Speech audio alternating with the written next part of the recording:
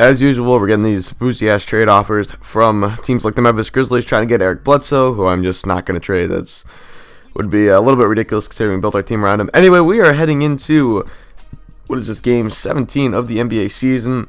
We got off to a slow start, as you guys saw last episode. We got out like 1-3 out of the gate, but we're now 10-6. We're 8-2 in our last 10, so I guess we started a total of 2-4. But we've improved since then. We went up against the San Antonio Spurs this ball game.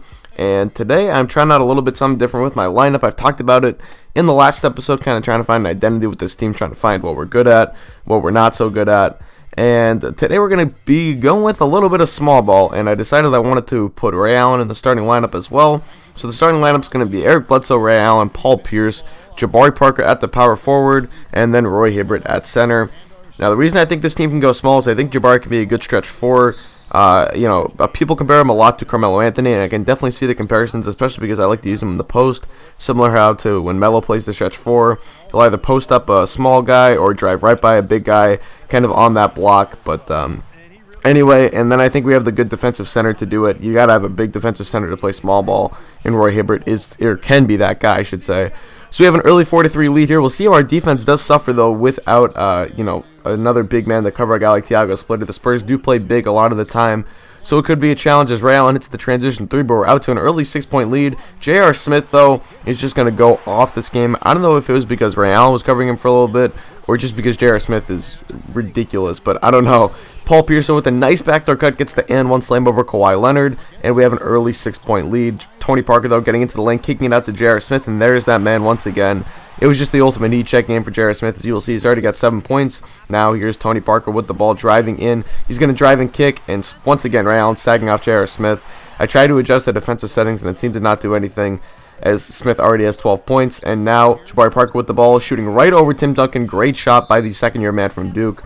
And here we go, Tony Parker with the ball, trying to look for the screen from Thiago Splitter, kicking it to J.R. Smith, and J.R. knocks down the three, and he has, 15 or 16 of the first 20 points on 5 threes. Just incredible performance so far. Jahlil Okafor with the ball, though, trying to go to work on Thiago Splitter. Okafor's going to shoot right over him. A nice hook shot right there from the rookie from Duke. And now 4-point lead, Corey Maggette with the ball, another former Duke Blue Devil. He's going to lay that one in off the glass and make it a 6-point lead for the San Antonio Spurs. Now still a 6-point game. We're looking for Marcus Page from deep. He's not going to be able to get that one to go, but Jared Sullinger's there for the offensive rebound. He puts it back up and in, and now it's a 4-point game. So now down to, still 4. Kawhi Leonard with the ball, gives it to one of the rookies. I actually did not catch that guy's name, but he knocks down the three. I think it was something Stewart. And we're going to end up running out the clock, being down by 7 points heading into the second quarter. We have allowed 33 points in the first quarter. That is downright terrible. That is unacceptable from a team that prides itself on its defense like we do. That is just piss poor pathetic. Excuse my language. But Tim Duncan with the ball being covered by Tayshaun Prince. You know who's going to win this matchup. It's not even a question. Duncan with the up big. Nice valiant effort from Tayshaun Prince, but was not enough. Kawhi Leonard with the ball, though, driving and kicking to Marshall Henderson. And Marshall Henderson's an interesting fit on the Spurs. You always hear these stories of like, oh, well, like if you put Josh Smith on the Spurs, if you put J.R. Smith on the Spurs, they'll turn into like really, really good players because that's just like the Spurs system, and it's great coaching and great leadership, team leadership, and all that good stuff. And Marshall Henderson on the team would be an interesting case. He's a guy with a lot of talent. Not a very refined game, so to say. He's kind of an inefficient game. He shoots like only around 40%, and he's kind of all over the place. He's a little bit crazy. He's had off the court issues in the past, so he'd be an interesting fit for a team like San Antonio. I think it'd be the right place for him to start an NBA career. But here we go, Tony Parker with a nice jab step, and he's going to kick that out to J.R. Smith. And I did check out the stats. Tony Parker has expanded his range a little bit. He's hitting around like 38% or so from three-point this year in this game. So I was a little bit wary of his three-point shot, and probably a little bit more than I should have. I don't think he took like one, but nonetheless, Sullinger with the ball, trying to go to work, putting that one right up over Corey Maggette. We're down by 15 right now, and we're trying to get back in this ball game. Norris Cole with the ball, driving and kicking to Marcus Page in the corner, and Page knocks it down. And as I'll try to say it every video, yes, I know Marcus Page is a lefty, but on this roster he's a righty, and I can't change it, so I'm sorry. J.R. Smith with the floater off the glass, making it a 14-point game, and then J.R. Smith once again driving in. Good ball stop by Giannis Antetokounmpo, but then a driving kick to Stewart, and that's going to be good for another 3. So it's a 17-point lead for the Spurs. Now J.R. Smith with the ball being covered by Giannis. Goes right by him, another floater off the glass, and J.R. Smith with probably about 25 or 30 points at this point. Marcus Page, though, with the ball is going to take a step-back jumper at the buzzer, and he knocks it down. A nice shot by Marcus Page right there. And that's going to take us into the half, and we have, I believe, I don't know, standing by Paul Pierce, maybe? Thank you, Kevin. I'm here with J.R. Smith. You seem to be playing with plenty of determination. What lit the fire under you tonight? Coaching and my teammates. I mean, they've been telling me to drive the ball. I just finally clicked and start driving the ball and get things happening. J.R., appreciate the time as always. Kevin? I should have known it was J.R. Smith. He's the one with like 30 points in the half. But Eric Bledsoe with the ball, finding himself alone in the corner. He will knock down that 3, trying to get us back in this game as we're back down to 18. Now still an 18-point game. Jabari Parker with the ball being covered by Tiago Splitter. And I really struggled against Tiago Splitter today, which is weird. Playing that small ball 4, he really just struggled to get by him at times. Settles for the jump right there and does knock it down. But J.R. Smith just escaped dribbling up to the 3-point line and knocking down the 3. He was just, I don't even know. He was insane today. Bledsoe pulling up for 2. He knocks that one down. Bledsoe got it going a little bit in the second half. I think I have to be more aggressive with Eric Bledsoe. He's not a great offensive player. Like, he's not a great shooter. He's not a great finisher. But he's so quick that he can find himself open shots a lot of the time. And when you get him in an open shot, he's going to knock it down. So I think I want to be a little bit more aggressive with Eric Bledsoe in the future. But Marcus Page pumping and driving. He's going to hit the nice little like switch hand layup or whatever you want to call it. And just like that, the lead is down to 9. But Stewart driving in, and he's going to get the dunk over Antetokounmpo. So it's back up to 11. We're still in this ball game, though. I don't think we're out of it quite yet. Here comes Stewart kicking it out to Marshall Henderson, who's going to put up the layup. Norris Cole's rotation was late, and it's up to 13. Now Kawhi Leonard's 3 is not going to go.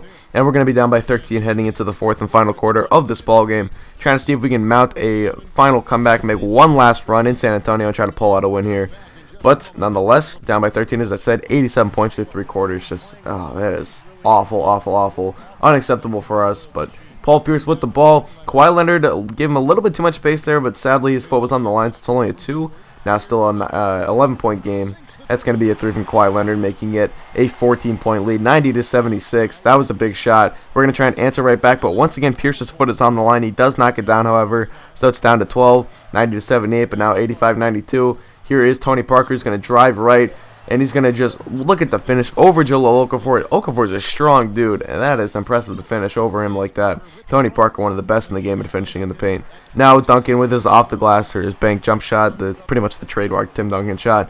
It's up to 16, 6.5 to play. We do give it to Omar Ashik, who's going to posterize Tim Duncan right there. That was pretty nice, but we're looking for some threes here right now. Bledsoe with the ball is actually going to drive in and finish that over Tiago Splitter and 1, so we get the old school 3.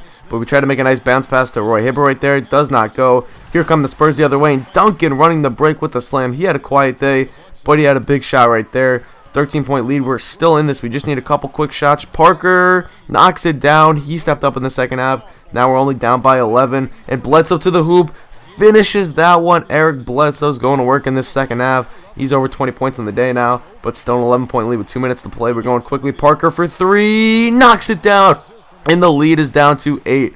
But now it's up to 10. Kawhi Leonard with the ball. Gives it down low to J.R. Smith, who puts it off the glass, and it's up to 12. 90 seconds to play. And now here we go, trying to make one last run. That's going to be tipped and stolen by Tony Parker into the lane for the layup. It's up to a 14-point lead, and that's pretty much going to do it. The Spurs come out with the victory, 113-99. We got down early, no thanks to our defense, and we just could not mount a comeback at the end. Couldn't get the defensive stops was really the problem that we ran into. Scoring 99 points is not bad. You should be able to win games when you score 99 points, but not when you allow 113. Thank you, Kevin. I'm here with J.R. Smith.